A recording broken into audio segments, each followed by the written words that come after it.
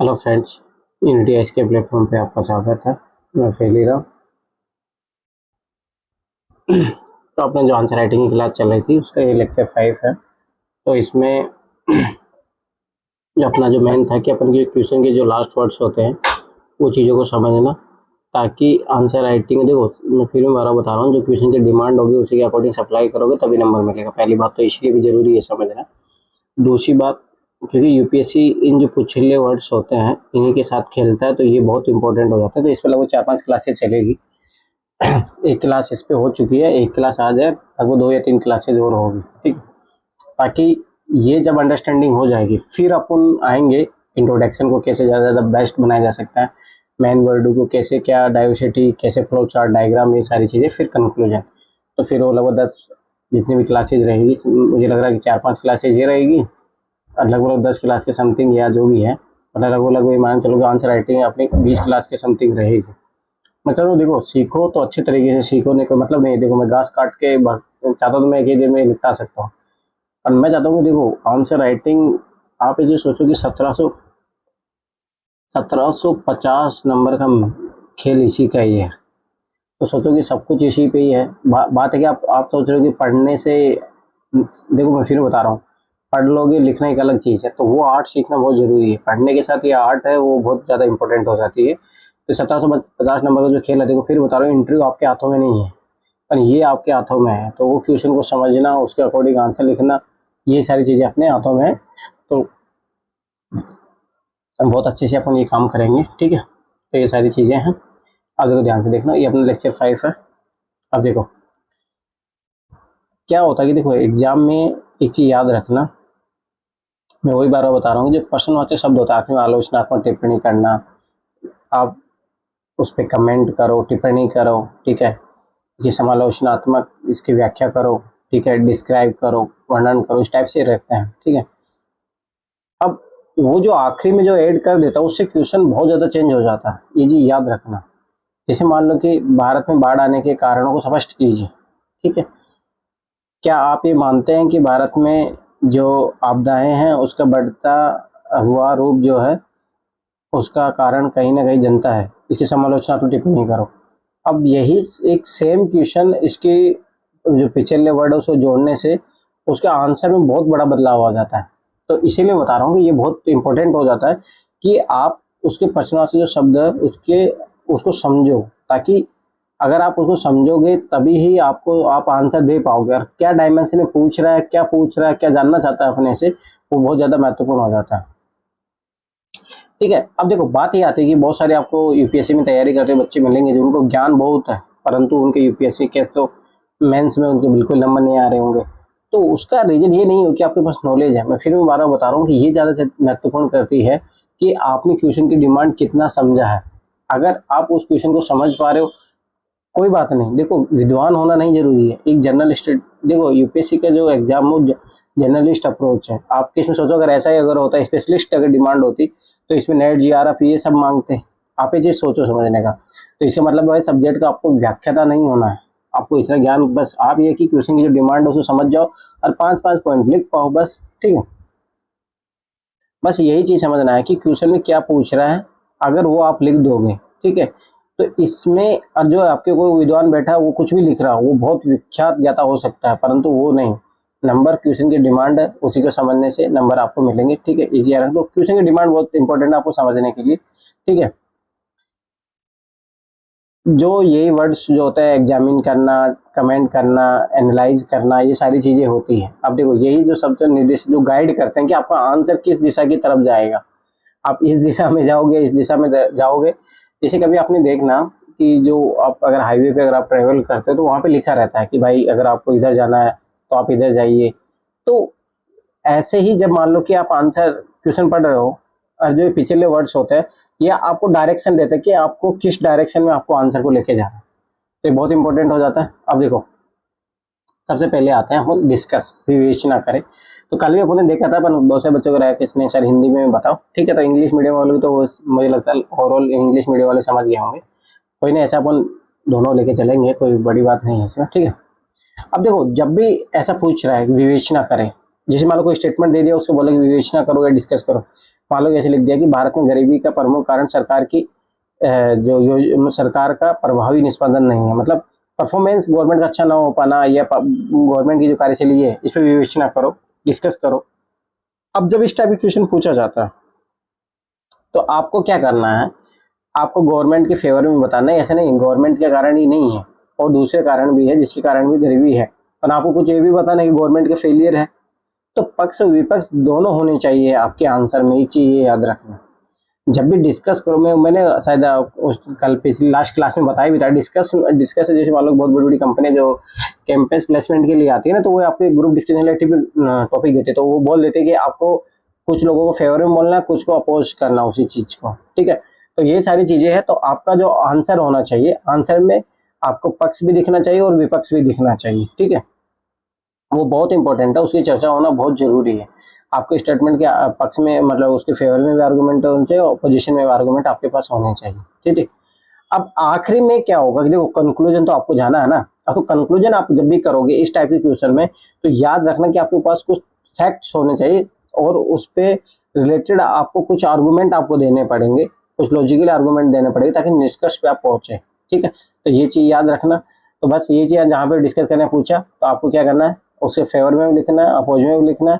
जब कंक्लूड करना है तो कुछ फैक्ट आपके पास होने चाहिए, कुछ आर्गुमेंट, लॉजिकली आर्गुमेंट होने चाहिए, उसके आधार पर आप कंक्लूड करोगे, ठीक है। तो ये चीज याद रखना। अब आता है डिस्क्राइब करना। अब देखो, डिस्क्राइब करने, वर्णन करो, मतलब इसका मतलब ये था कि कोई भी चीज बता दी, उसके बाद जैसे अमेरिका क्रांति के बारे में डिस्क्राइब करो, ठीक है। तो आप पूरा जो फोकस है, जो वो क्वेश्चन पूछा अमेरिका क्रांति, उसके बारे में होना चाहिए, ठीक है। और एक ऐसा आपको प्रयास करना है कि वो क्लियर हो जाए। आपका अगर कोई आंसर पढ़े तो अमेरिका क्रांति के बारे में सब कुछ जान जाए, सब कुछ in the sense short way में। जैसे मान लो भाई, अमेरिका क्रांति को डिस्क्राइब करो आप, भाई अमेरिका क्रांति कब हुई, आप इंट्रोडक्शन बता दी, इसके कारण क्या थे, इसके प्रभाव क्या रहे, ठीक है। तो मतलब कहने का मतलब कि आपको उसको स्पष्टीकरण करना है। जैसे मान लो कि कोई मेरे बारे में डिस्क्राइब करना चाहता है, या कोई अपना सेल्फ बारे में, तो मतलब इंट्रोडक्शन अपने आप को दो, तो मैं भाई फेलीराम हूँ। अब देखो, अब मैं फेलीराम तो हो सकता है बहुत सारे हो, ठीक है, ये चीज ध्यान से समझना। अब उसमें ये आप देखोगे कि अच्छा, मैं बताऊंगा कि मैं राजस्थान से बिलोंग करता हूँ, राजस्थान में बहुत फेलीराम हो सकते हैं, फिर बताऊंगा नहीं मैं जयपुर से बिलोंग करता हूँ, फिर बताऊंगा कि नहीं, अब ये तो किसी भी हो सकता है कि जयपुर में रहने वाला और कोई फेलीराम हो। फिर मैं अपने आप के बारे में बताऊंगा कि मैंने हाई 10th क्लास यहाँ से की, 12th क्लास यहाँ से की, ग्रेजुएशन मैंने यहाँ से की, अभी मैं ये कर रहा हूँ। तो इंटरव्यू में जो बोला जाता है वो एक तरीके से यही है, इंट्रोडक्शन जो बोला जाता है, या डिस्क्राइब करो अपने आप को, वो एक चीज यही है, ताकि आपके बारे में एकदम क्लियर कट इन्फॉर्मेशन आ जाए। तो क्वेश्चन में जब भी ऐसा बोले डिस्क्राइब करो, तो उसकी जो थीम है, जो क्वेश्चन की जो थीम है, वो एकदम क्लियर हो जानी चाहिए। एग्जामिनर जब उसको पढ़े, ये याद रखना, ऑप्शनल में सब्जेक्ट में बहुत अच्छे से खेला जाता है डिस्क्राइब करो करके। तो आप समझ भी हो गया, क्लियर हो गए। जब डिस्क्राइब लिखा हुआ है तो इसका क्या मतलब हुआ, मतलब उस विषय वस्तु के बारे में बिल्कुल क्लियर कट इन्फॉर्मेशन आपके सामने आ जानी चाहिए।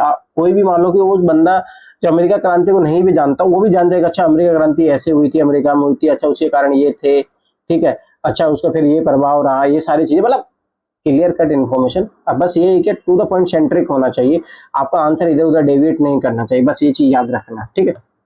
तो ये चीज इंपॉर्टेंट होगी। अब बात आती है अंतर स्पष्ट करो, वो अगला एक डिफरेंशिएट होता है, ठीक, एक डिस्टिंग्विश होता है।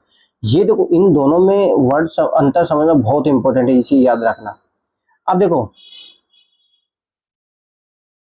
जैसे मान लो कि विभेदन करे, जैसे मान लो कि आर्थिक विकास, ठीक है, और आर्थिक समृद्धि।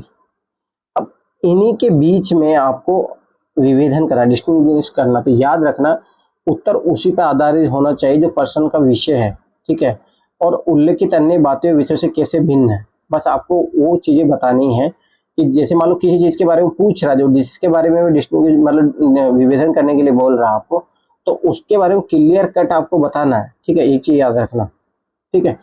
और जब अंतर स्पष्ट करे, डिफरेंशिएट बताए, तो इसमें क्या होगा कि आपको विस्तृत तुलना करनी, कंपैरिजन करना पड़ेगा, और विभेदन भी करना पड़ेगा। मतलब जैसे आकार की स्थिति में, जैसे मान लो राजस्थान की और मध्य प्रदेश की बात करें, तो भाई इसका आकार देखेंगे सबसे पहले, ठीक है, आकार में दोनों कौन बड़ा छोटा है, जनसंख्या देखेंगे, आर्थिक स्थिति उसके देखेंगे।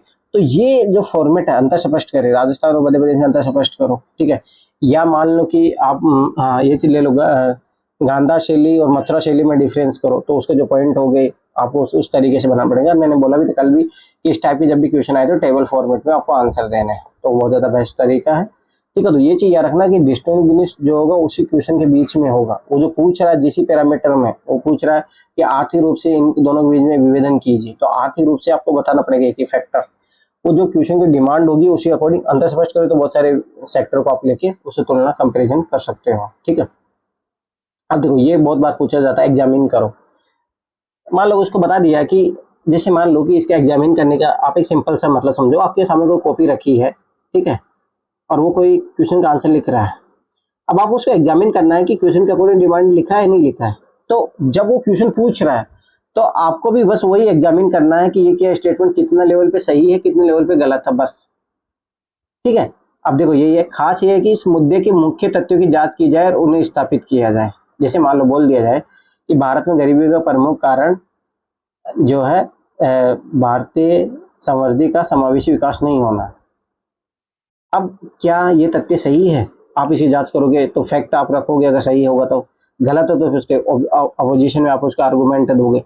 तो एग्जामिन करने का मतलब यही होता है कि आपको उसमें क्या करना है कि पॉजिटिव और नेगेटिव दोनों बिंदुओं को समावेश होना चाहिए आपका, मतलब उसके फेवर में भी होना चाहिए उसका अपोज में भी होना चाहिए, फिर एक कंक्लूजन की तरफ भी आपको पहुंचना कि नहीं रियल इसका कारण ये हो सकता है, इसमें ये सारी चीजें हो सकती है, ठीक है। तो मैं फिर बार बता रहा हूँ कि एग्जामिन करना, एक्सप्लेन करना, ये सारी चीजें है ना, ये बहुत इंपॉर्टेंट है समझ। अब देखो सोचो कि ये सारी चीजें हैं, एक ही क्वेश्चन में अगर ये चीजें आप अप्लाई करोगे ना, विवेचना करो, वर्णन करो, तो आंसर चेंज हो रहा है। आप ये चीज समझने का प्रयास करो, ठीक है। अब बात आती है एक्सप्लेन करो। अब देखो एक्सप्लेन करना है, जैसे मान लो कि आप भारत के बारे में एक्सप्लेन करो, ठीक है, ये क्वेश्चन को आ जाता है। अब भारत के बारे में आप क्या बताओगे? आप भारत के पहले तो मतलब मैप बना दिया आपने क्वेश्चन में, ठीक है।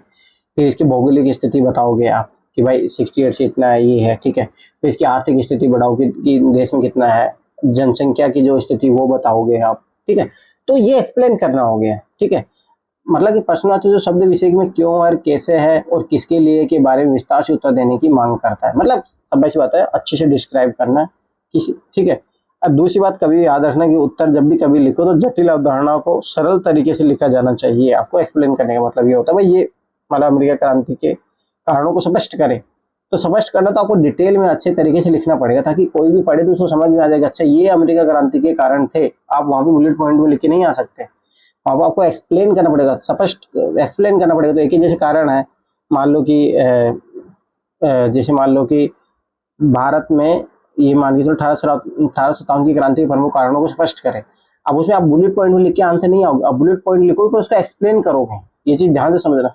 इसीलिए बहुत सारे बच्चे नहीं सर कि क्या हम ओनली पॉइंट फॉर्मेट में लिखिए फ्लो चार्ट में, नहीं। देखो क्वेश्चन की डिमांड के अकॉर्डिंग आपको जाना पड़ेगा तो ज्यादा बेस्ट रहेगा। फिर मैं बार बता रहा हूँ वही सबसे बेस्ट मेथड है, ठीक है। अब आता है सुस्पष्ट करें, इलुसिडेट करें, ठीक है। इसमें वही है कि कुछ उदाहरणों के साथ आपको बताना पड़ेगा, जैसे भाई एग्जाम्पल सहित आपके उत्तर का समीक्षा कीजिए या स्पष्ट करें। तो बस आपको एग्जाम्पल देने पड़ेंगे। जो इस वाले में और इस वाले में अंतर यही है कि यहाँ पे जब भी एक्सप्लेन करोगे आप, यहाँ पे जब भी करोगे तो सब अच्छी बात है ना कि आपको एग्जाम्पल देने पड़ेंगे। इस प्रश्न शब्द में पर्सन में दिए गए तर्क को कुछ उदाहरणों के साथ स्पष्ट करना होगा, आपको एग्जाम्पल देने पड़ेंगे। आप उसमें एग्जाम्पल दे सकते हो, मैं फिर बता रहा हूँ इसमें एग्जाम्पल देने पड़ेंगे ताकि जो आपको स्टेटमेंट आप प्रूव करना चाह रहे हो, ठीक है, कैसे सत्य है कैसे असत्य है, कैसे राइट है कैसे रॉन्ग है, उसके लिए बहुत जरूरी हो जाएगा। तो इस कंडीशन में याद रखना कि आपको एग्जाम्पल देना पड़ेगा जब ये वर्ड लिखा रहे। मैं फिर बता रहा हूँ इनके अच्छे तरीके से नोट्स बना लेना, मैं फिर बता रहा हूँ ये बहुत इंपॉर्टेंट है, क्योंकि यही नहीं समझोगे तो तब तक क्या ही क्वेश्चन के बारे में आप लिखोगे, आप ये चीज समझ जाओ, ठीक है। तो ये चीज याद रखना। अब आते हैं विश्लेषण करो, एन्यूमरेट करना, ठीक है, या परिगणन या विश्लेषण करें। अब देखो हिंदी में इतने खतरनाक वर्ड होते हैं तो ये भी एक दिक्कत है, कोई बात नहीं, ठीक है। पर बात है कि देखो मीनिंग समझ जाओ हो जाएगा, ठीक है।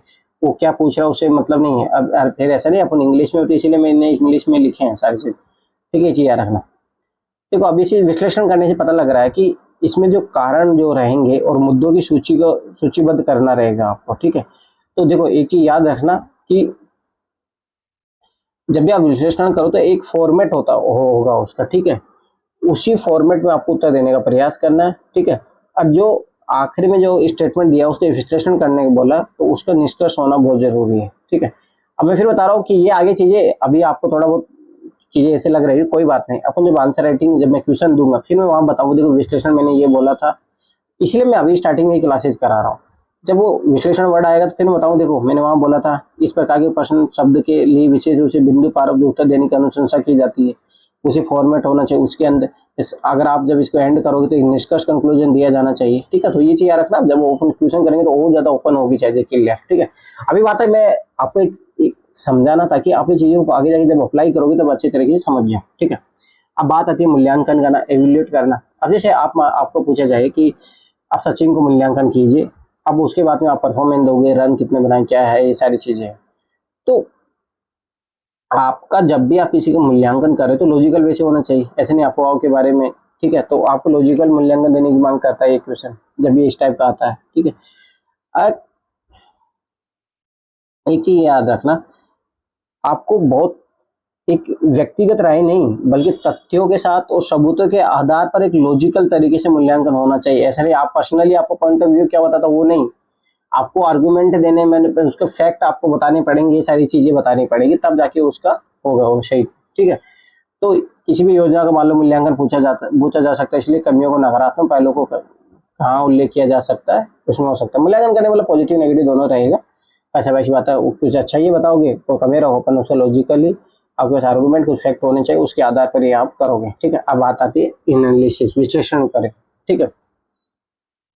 अब एनालाइज जब भी करना तो वो जब भी जिसके बारे क्वेश्चन पूछ रहा तो उसके हर पार्ट का आपको एनालाइज करना पड़ेगा, ये चीज याद रख लेना, ठीक है। तो अगर मान लो जो एग्जामिनर ने क्वेश्चन मान लो स्टेटमेंट के रूप में पूछा तो उल्लिखित मुख्य जो शब्द है उसको स्पष्ट करना आपको आवश्यकता रहेगी, ठीक है। तर्कों के साथ पक्ष और विपक्ष में उनके अंतर संबंध दिए जा सकते हैं, वो विश्लेषण कर डिपेंड करता है किस तरीके के क्वेश्चन पूछेगा, अपन उस क्वेश्चनों पर जब आएंगे तब पता लगेगा, अपन लास्ट ईयर क्वेश्चनों को जब बार बार करेंगे उन्हीं चीज़ों पे अच्छे से काम करेंगे तब वो ये सारी चीज़ें होगी, ठीक है। अब बात आती है कमेंट करें, तो इस टाइप के क्वेश्चनों पे याद रखना इस प्रकार के प्रश्न के लिए किसी विशेष विषय व्यक्ति की राय या दृष्टिकोण की आवश्यकता होती है, ठीक है। कमेंट करो तो आप अपना कमेंट नहीं, जैसे मान लो कि आप तो अपना पॉइंट ऑफ व्यू एक बताओगे भाई नहीं, जैसे गांधी जी लेके इसका ये स्टेटमेंट रहा है, गांधी जी इस तरह के विचार करते थे और थिंकर इस तरह के विचार कर सकते थे। अब मान लो कि कोई इकोनॉमी में पूछा तो इकोनॉमी भाई ये जो चीजें ये बताती है इकोनॉमी, IMF, वर्ल्ड बैंक इस तरीके से, तो दिए गए विचारों को साक्ष्य तथ्यों कुछ डेटा बिंदु पर समर्थित होना चाहिए, बस वही है कि इसीलिए बता रहा हूँ ना, इकोनॉमी सर्वे इनके जो डाटा है वो यहाँ इंपॉर्टेंट हो जाते हैं, इसलिए बता रहा हूँ ना कि चीजों को जब तक आप समझोगे नहीं कहाँ क्या चीज जरूरी है वो ज्यादा महत्वपूर्ण हो जाती है। किसी विशेष विचारधारा पर आधारित अतिवादी विचारों से बचना चाहिए, बस वो ये एक्सट्रीम नेचर पे आपको अपन पीटी में भी नहीं जाते, उस स्टेटमेंट को जब काट देते हैं एक्सट्रीम स्टेटमेंट, तो यहाँ पे अपन कैसे लिख सकते हैं, तो वो चीजें तो अपने को अवॉइड करनी है, ये चीज याद रखना, ठीक है। अब बात आती है समालोचनात्मक या आलोचनात्मक, जो क्रिटिकली एनालाइज करने की जो बोलते हैं। देखो अब देखो ये चीज याद रखना, इस शब्द का जो महत्व है विषय पक्ष और विपक्ष दोनों को तोलकर विषय का निष्पक्ष निर्णय प्रदान करना है, मतलब आप उसके पक्ष और विपक्ष में जाओगे, ठीक है, फिर उसके बाद में निर्णय करोगे किसी, मतलब ऐसा नहीं है कि आपको एकदम राइट कंक्लूजन पे जाना है, अब बैलेंस करना कि अच्छा कौन सा सही है कौन सा गलत, जैसे मान लो कि आप तराजू तोल रहे हो तो ये चीज याद रखना, निष्पक्ष आपको निर्णय करना है, ये चीज याद रखना, ठीक है। तो वही चीज, ठीक है, इसमें प्रश्न मुद्दे की व्याख्या करो, संबंधित रचनात्मक आलोचना की जा सकती है, तो वो अपन क्वेश्चन देखेंगे तब अच्छे तरीके से इन चीजों का एनालाइज करेंगे। अब देखो आज लगभग अपने लेक्चर 5 हो गया, ठीक है, ध्यान से समझना, लगभग मैं इसकी 2 क्लास हो गई है, 3 क्लास और लेंगे तो लगभग लेक्चर 8 तक पहुंच जाएंगे अपनी की चीजें। फिर उसके बाद में इंट्रोडक्शन में बताऊंगा इंट्रोडक्शन में कैसे इंप्रूवमेंट किया जा सकता है, मेन बॉडी में जो फ्लो चार्ट है ये इसकी कम से कम 4-5 क्लासेज होगी, मैं इसमें डिटेल से अच्छे से बताने वाला हूँ कौन कौन से फ्लो चार्ट बन सकते हैं, क्या है, लगभग मेरे पास 65 फ्लो चार्ट है, तो वो चीज़ें मैं सिखाऊंगा आपको। फिर कंक्लूजन कैसे बेस्ट बनाया जाए, हो सकता है इंट्रोडक्शन कंक्लूजन दोनों एक तरीके से लिया जाए साथ में कंबाइन करके, मेन बॉडी पे अच्छे से काम करेंगे, लगभग ये मान 8-10 क्लास, मतलब मेरा एक लेक्चर, देखो मैं बात है ना मैं चीज़ सिखाना चाहता हूँ आपको, नहीं तो मैं 10 क्लास में नहीं बैठ के, शायद मैंने स्टार्टिंग बोला था 10 क्लास में निपटा देंगे, पर नहीं 20 क्लास की समथिंग जाएंगी, इससे कोई दिक्कत है, धीरे धीरे पहले आप धीरे धीरे आंसर राइटिंग अब शुरू कर सकते हो अपन, धीरे धीरे मैं चीज़ें बताई दी हूँ आपको, ठीक है, तो वो चीज़ें हो सकती है, कोई बड़ी बात नहीं, ठीक है। थैंक फॉर योर वॉचिंग, ठीक है, और मिलते हैं अपन फिर नेक्स्ट क्लास में, ऐसे छोटी छोटी क्लास, ज़्यादा बड़ी क्लासेज अपन नहीं करेंगे, आधा 40-45 मिनट मैक्सिमम इतना जाएगा, और फिर मेरा पर्पज यही है कि बार बार आपको सीखते रहो, खुद को सीखते रहो, इनको अप्लाई करते रहो, ज़्यादा महत्वपूर्ण वो सारी चीज़ें, ठीक है। तो थैंक्स फॉर वॉचिंग, फिर मिलते हैं कल न्यू क्लास के साथ।